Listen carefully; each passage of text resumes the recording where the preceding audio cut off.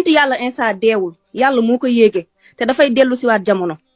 Issa Thiaw bi nekk Sénégal nag dee na toog na si xilaafa gi 40 ans mu dee mu jóge fi moom dafa am papa comprendre nga te yonent yàlla Insa amul papa. léegi nag naka la mënee nekk même personne man lii mooy sama question ba léegi nii tontu woo ma si soo ma mënee tontu si lii bala ñuy jàll si leneen.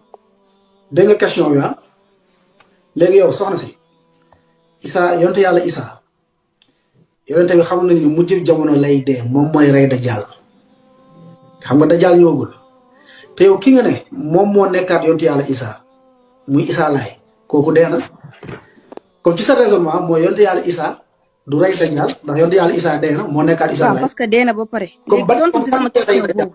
comme Dajjal kan moo koy rey. vu que moom dee na kan moo ñuy reyal Dajjal bu ñëwee.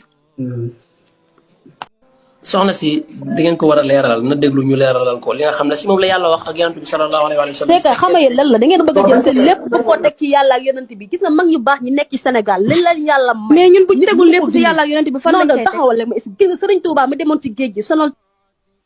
non xamoon naa ni foofu lay mujj. soxna si bu fekkee ne ñun teguñu suñuy mbir ci yàlla ak ci yonent bi tey fan la ñuy teg suñuy mbir en tant que jullit.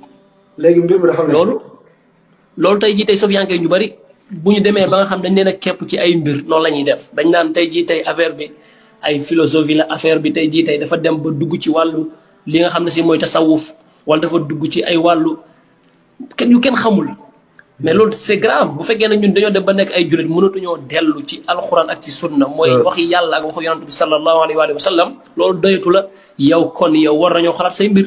wallaahi doy na war de. di ñaan ngeen partager vidéo bi bu baax ngeen tapoter ko ñu leeral dëggu yàlla bi.